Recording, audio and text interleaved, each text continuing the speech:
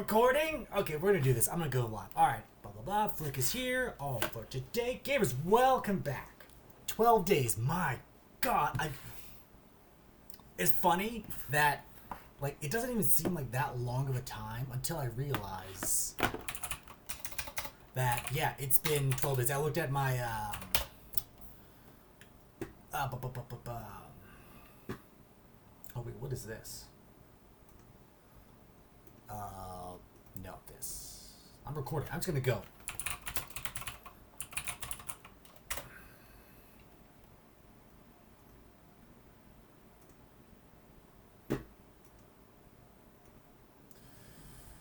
And what I'm going to do is zoom in. Aha! Yeah, so there's that. Anyways, gamers, welcome back. It's been 12 days, and funnily enough, on my 12 days ago when I posted that video with terrible audio, got to 563. So we're at 563 right here. I did actually couple hours over on Twitch, and my Twitch username is OmniCharliesArt there as well. So if you want to watch it, I might do it on the weekends, early in the morning. But that's what I did. I did some farming there to get the Nook miles. I'll drop this. Yeah, there goes the light. Anyway, so I'm gonna get this. So the run starts from when I sit down and Tom Nook starts talking to me. So here we go. We're gonna start. The second he sits, the speech bubble. There it is. Now we'll start the timer. So hi Charliesart. Hi Tom Nook. So we'll do this. This is incredibly boring, incredibly monotonous, but this is the fastest way to get Nook miles. Residence home. Again, I think, oh my god, the audio in the last episode was so bad. But I wanted to get the idea out there. But funnily enough, on the Discord, where I Googled it and read it, somebody had figured out, I think 2 weeks before I did. So, when you thought about who did it first, it's more about the community actually knowing that there was a method to get all of this done, so... That's the important part. The important part is that the community knows, and this is now the 2024 fastest way to get Nook miles. Get the Happy Home Paradise DLC, complete it to a point where you can renovate your villagers' houses, then come and do this 10 times in a row, and you get 10,000 Nook miles guaranteed, which honestly is more than doing the Nook Miles Plus rewards every day, because oh man, that sucks so much. That is brutal. But also, it's been 12 days. Unfortunately, as an adult with work, dance class, other stuff, things just, you run out of time to do stuff. And time just passes by like you wouldn't believe. But also, so there's that, unfortunately. So it's been 12 days. It doesn't feel like 12 days to me. I swear to God, it was just last week. But honestly, it wasn't just last week. It was 12 days ago, almost, yeah. So that is crazy to think of that. About a minute 30 for one. Yes. So we'll keep doing this. 10 times, and we'll do some more Nook miles. So we did Dottie, Raymond. Yeah, so it's been crazy. Fun news, my dance teacher taught me some new moves for Mambo, for Tango, a little bit of waltz action. We did some more technique for waltz action, in more technique stuff to get ready to take my exam for the next level later this year. So we're gearing up for that. Plus there's a big showcase coming in June, which we've already started doing processing, started working on that, so I had to practice my dance technique, more like Cuban motion, all that good stuff. So it's been chaotic. Not to mention,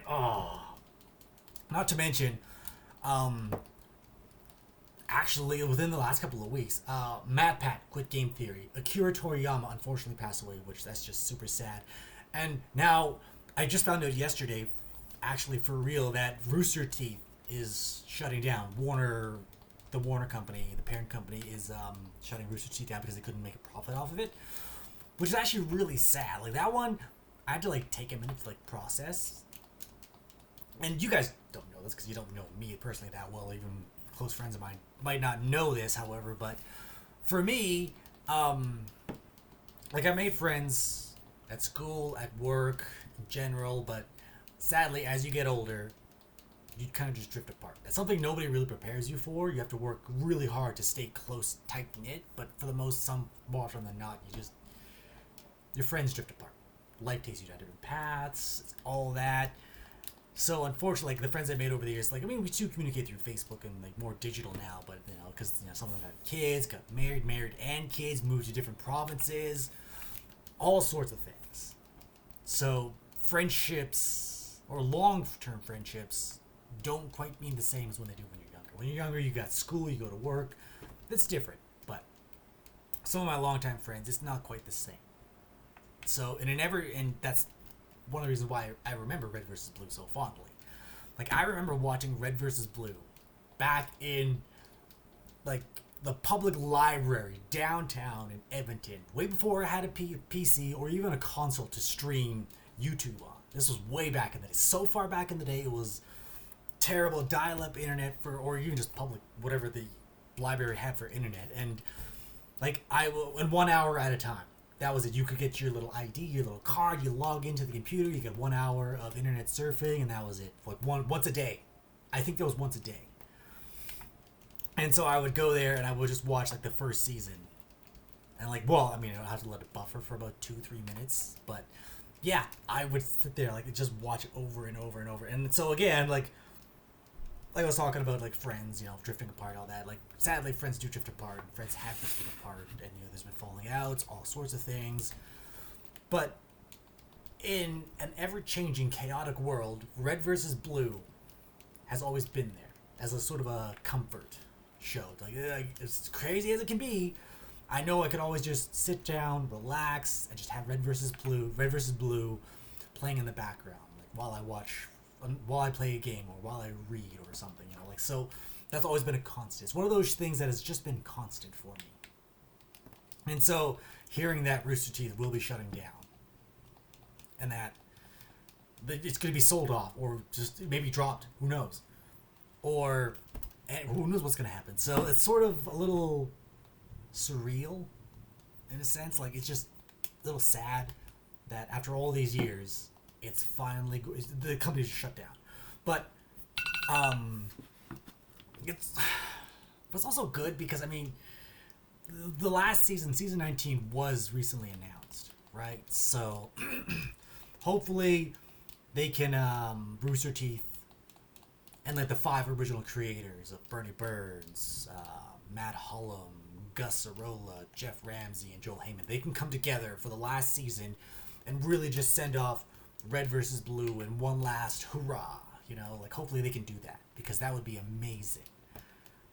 And that would be incredible. It would be incredible.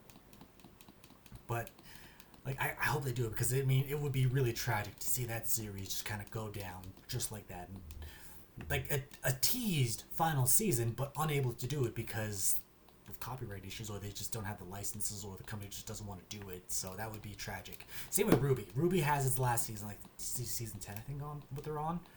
Like it would be also a shame to see like the last season not be able to get off the ground or continue with one last epic push to go. Yeah, here you guys go. Yeah, that would be a little sad. So, and then of course with Mad Pat leaving Game Theory. Oh man, like I thought about it, watched the last episode, and watched, commented, and signed up for the Where's Mad Pat thing, all that, because again, like same with Red versus Blue predates YouTube, but Game Theory started in 2011. I watched Game Theory when it first came out, but like it wasn't that. Didn't watch it religiously. I just watched it. I was like, oh, this is interesting. It's neat. Okay, video game logic, tangential learning, all that stuff.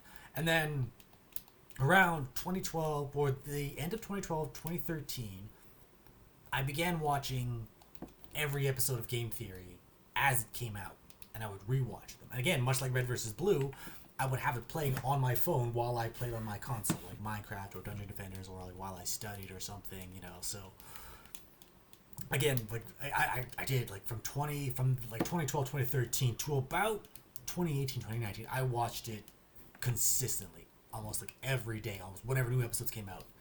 And then I also subscribed to Film Theory when that came out. Watched those.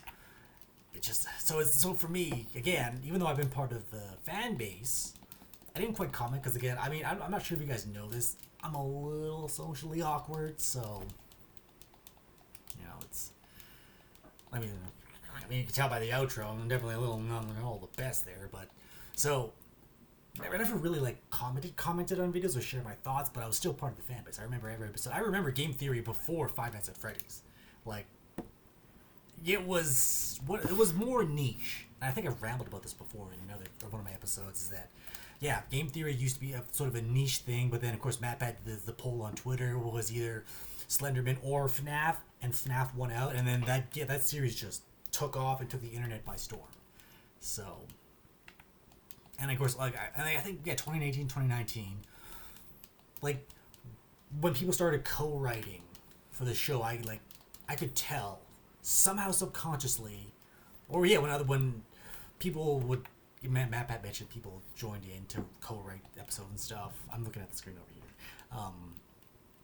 Like something inside could tell that it just wasn't the same because I had watched so many episodes consistently that. I guess my brain picked up on the subtle hints that it had changed. Because MatPat has his own unique way of writing the scripts for film theory. I forgot who was that. Did I do... Ione? I think I did Ione. What am I at? 9? So that's probably no. Yeah. That's Ione next, and then Blue Bear, Zell, Marshall. Or Merengue Marshall, yeah. So... And I think that's kind of where the decline where I watched daily, or whenever new videos came out, I would watch videos, maybe not right when they came out, shortly after they came out. Because something in me could just tell they were different. Different enough that it didn't quite sit right with me on a subconscious level. So, and then, I thought about that really clicked in when I watched this podcast, like a 2-hour podcast of MatPat and Steph on another channel, and they said, oh yeah, what about a MatPat AI-generated voice? And that's when it really clicked in that, no, you can't do that. Because the people that have been watching for over a decade and know MatPat's writing style and knows how it can tell if he's writing it himself or if he's not writing himself, you can definitely tell. Much like how we all have different styles of speech, he has his own different style of writing the scripts. Even though there is a formula, which they even said in that podcast, here's the game theory formula: thesis, evidence, plot twist, closing thoughts. That's kind of the game theory formula. But you can follow the formula, but you can't follow someone's writing style. You really can't. So a MatPat generated voice for going forward would have been a terrible idea, because those who can tell. And so, how did I even get onto that? Bonjo? No. Wait, did I? What? Okay, so I think I got everybody. And again, the run doesn't stop until I get back to this counter. So we're going to time travel a day forward, come back, and do that. Yeah. So even so Red versus Blue, Game Theory, those have been staples as part of the media that I consume. And it's a little sad that MatPat has left Game Theory. Red versus Blue, or Rooster Teeth themselves are shutting down, so it also includes Ruby. I do like the first 2 volumes of Ruby. Fantastic. Monty Ohm's animation was amazing, but it's something. It is something. It's been wild. I've just been busy, and I'm rambling. I don't script any of this, which also kind of doubles down into me being social awkward and all that jazz, which has always been fun. How long is my Summer's War thing? Okay, 19 out of 30. Okay, that's not bad. So, yeah, I mean, yeah, you probably definitely tell I'm a little socially awkward and all that stuff, but I could definitely ramble on more and more about that. Actually, I even thought about writing down ideas, then I could ramble about them later here, but no, leave the interior as is. I'm not doing too bad having to ramble and button mash through this. Not bad. But also just exhausted after work, honestly. That's kind of what it is too.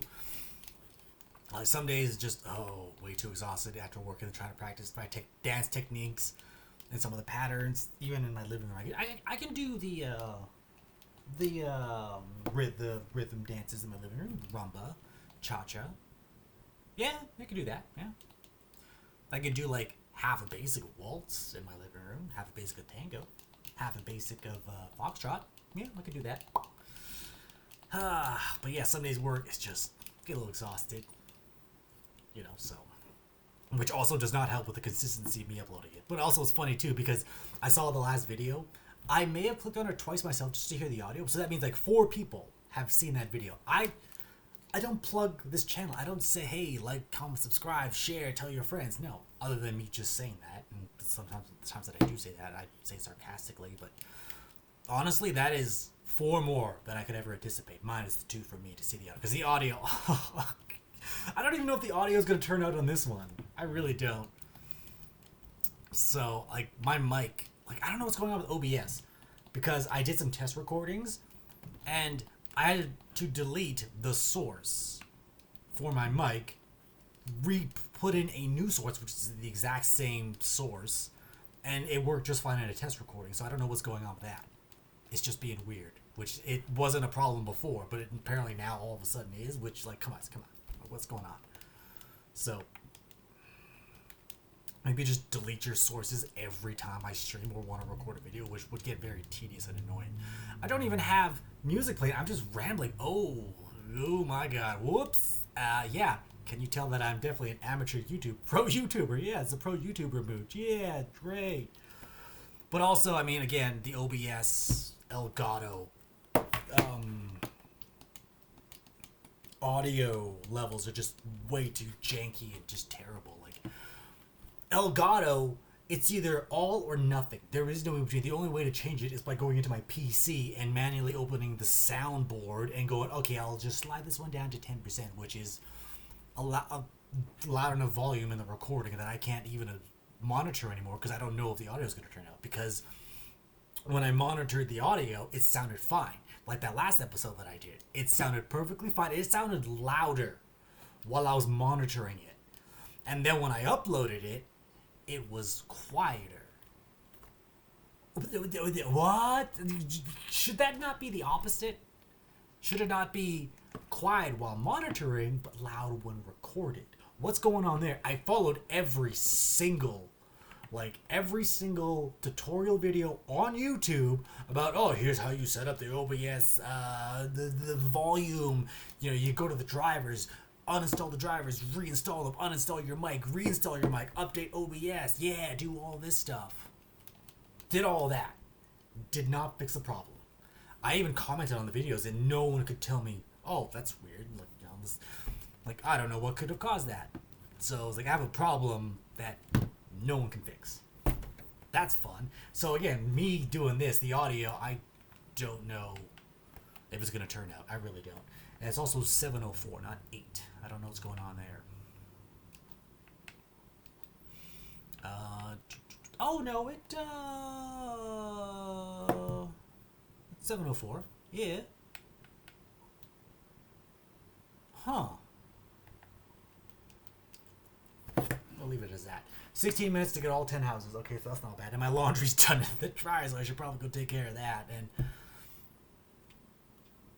yeah, that's fun. St. Patrick's party. Oh yeah, there's a party at the dance studio. Oh yeah. And again, dance has just been a lot of fun. Actually, we had this one. I went to a group lesson on one Friday, and it was tango night, and we all got to do like improv sequences. I did. It was basic, medial corte, flare promenade.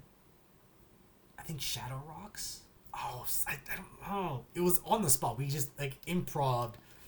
There's like 6 dance couples, 7 of us, 6 partners all together, and we just improv like tango sequences, like improv mini spotlights. All of us, like 1 or 2 minutes a piece, and we all just on the spot. It was actually a lot of fun, and I liked it. I was dancing with someone who was a level lower than I, so she didn't really quite know the flare promenade or the medial corte all that well, but it was still kind of fun to lead her through it. So 17 minutes. Again, oh, yeah, pro YouTuber right here, baby. No game music, just straight up audio and rambling. Yeah, because, why not? Oh, Red is in town. Okay, cool. Yeah. So, whoops. Yeah, definitely pro YouTuber. Yeah, pro YouTuber, It's just that. Got to get the script over here to kind of look at it and put that up.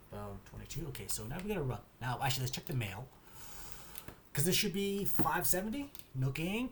10,000 Nook miles. Maybe look at that. 18-minute run. Well, more than that. It's been 20 minutes. But 573. So this definitely puts the max number of Nook miles back within reach. Granted, this is a very, very, very, very tedious way of doing it. Oh, also, I should probably also show you guys something else. Yesterday, I started doing another Nook Mile reward. This. So, I'm gonna go after some of the other Nook Miles, and I will not fish on the Elgato anymore. The audio visual delay is too much for me to try and fish via this. I will actually, when I do these next 2 Nook Mile achievements, I'll just record them because I can't do it. Can't do it. This angling for perfection. Can't do it. Anything fishing related will be on my Switch, and I will record 30 seconds of it. So yesterday I did do that, and that was that. So there's that. So I did that. Now the run doesn't end until I sit back in front of Nook. That's how the run. That's when it will end. Blah blah blah blah blah.